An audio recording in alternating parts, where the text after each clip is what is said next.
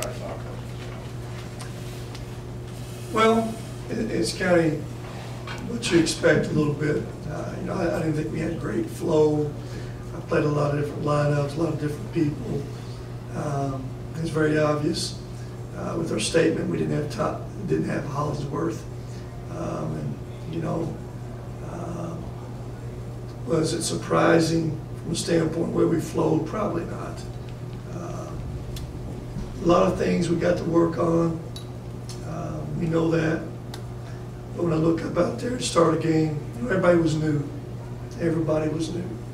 And again, I think what makes the real adjustment, you got a point guard that's new, and he'll learn from it. And again, I ain't talking about looking at his stats. You look at his stats, he's got really good stats. As a point guard, as I told him the first 6 minutes, he was incoherent. And what I mean by that is, I don't mean that in a totally negative way. I just meant the emotion of the game, his excitement, couldn't think the game. Well, you've got to be able to block all that emotion out of your mind and use it to feed off of energy-wise. You can't let it fog your thoughts. Like I say, the first 6 minutes, and it was, I didn't know who I was talking to. But he will get better from it. A lot of things to build on with him. A lot of good things he does. You know, Jake got to start tonight. Made a couple shots. It was good to see him make a couple shots. Jerry did some good things. Again, there's a lot of things to work on. Again, that's why we play these games. We'll have Thursday and Friday. We'll come back Saturday, and hopefully we'll be better. Questions? Campbellsville hit 10 threes in the first half, only 3 in the second. What did you do defensively? Well, it's simple at halftime. 30 of their 39 points was on three-point line. Hit 10 of how many? What was it? 23. That's a pretty good percentage. Again, we said this before the game. They have the advantage offensively from a standpoint of having a guard. When they're playing 4 guards a bunch, guys who can dribble it and shoot it, you know, it's not easy to defend. We got beat way too many times off that bounce that created a three-point shot. We helped off the ball side. Can't help off the ball side off shooters. Can't do it. You got to keep that guy dribbling under that rim, hope somebody's not going to challenge that shot.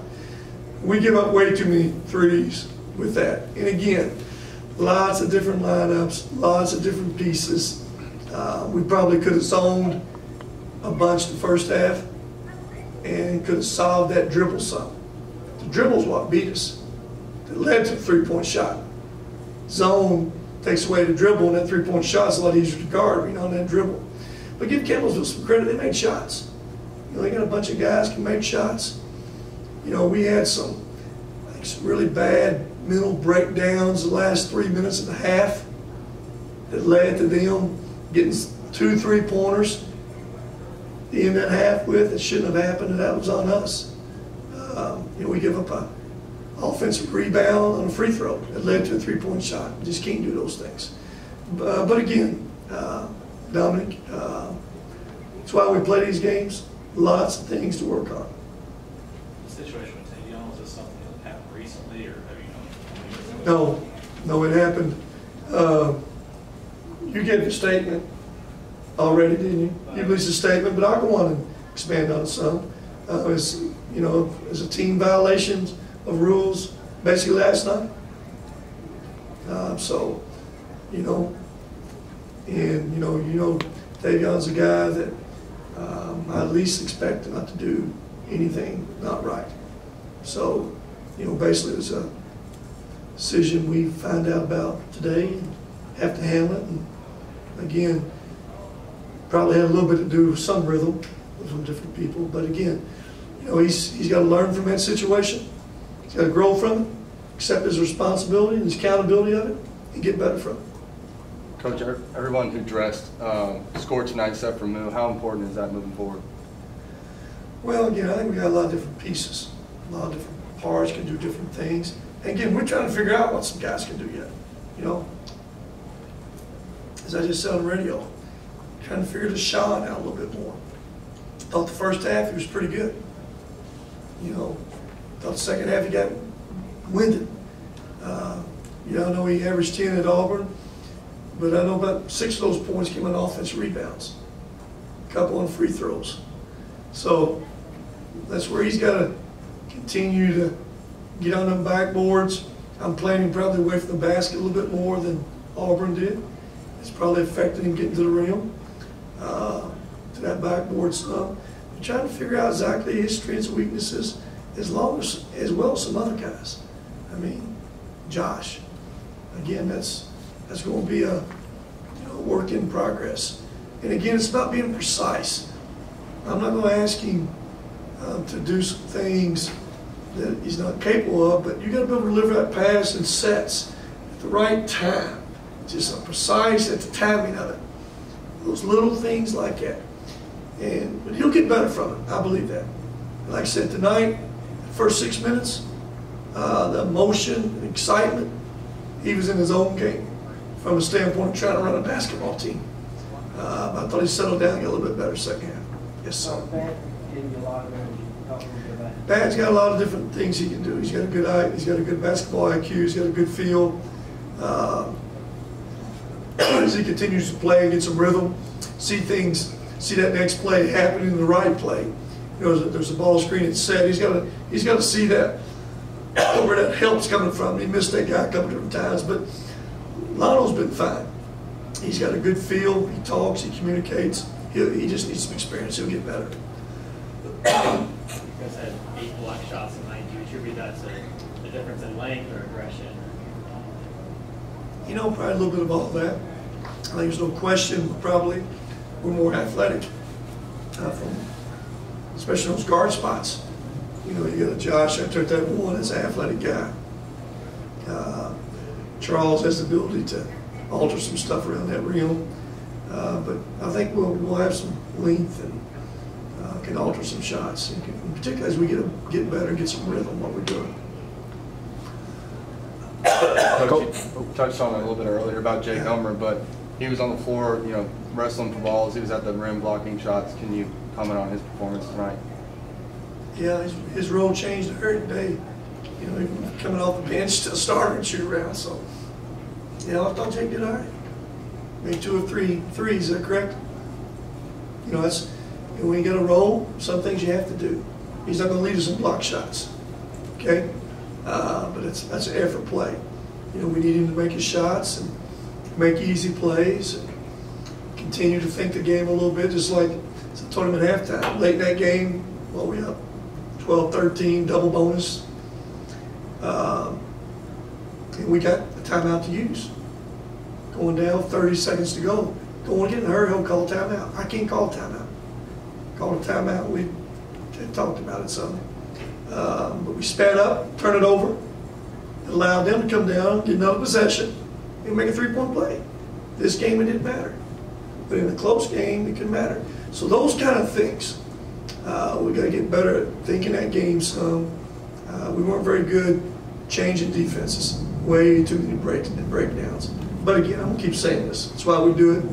I put our team in that situation to have to do it, to have to think and see who can do it on the fly of that game. I wasn't trying to do just everything best for what we're capable of right now. I'm trying to figure out who can do some things, the flow of that game. Just early thoughts on preparing for Kentucky Wesleyan this weekend. Well, Dominic, you don't give us much time, are you? To be honest with you, I don't know a whole lot about Kentucky Wesleyan, except it's been a very good program. We've had some really good games in the past with them. They have a new coach, and the coach, he's a good coach. He'll do a very good job with the team. But at this point, I really know nothing about him. I mean, zero about him. I don't know if he played a game yet. Does anybody know that stat? They play Xavier for Thursday night. Cincinnati? Yes. Okay, so we'll know a little bit more Thursday night about them then, Dominic. But again, be a well-coached team. On Saturday, I'll say this, we had a great crowd. I know we announced a sellout. The tickets are sold out.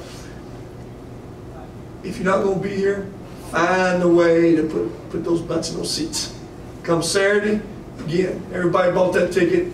Show up. If you can't, make sure to put someone in that seat. Because there's a lot of people who calls who wants tickets. And again, we appreciate everybody that's bought them. let's get in those seats. Let's continue to build this thing. Let's continue to, get this arena and excitement in this arena something that we can all feed off of and make it become one of the most difficult places in the country to come play at. How Rick. important is that game to be Saturday, getting Tavion back in the lineup and get one game with everyone watching? Well, again, I'm not going to.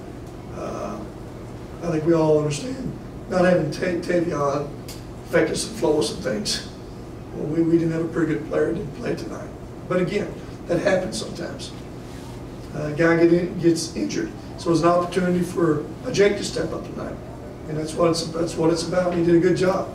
He did a good job.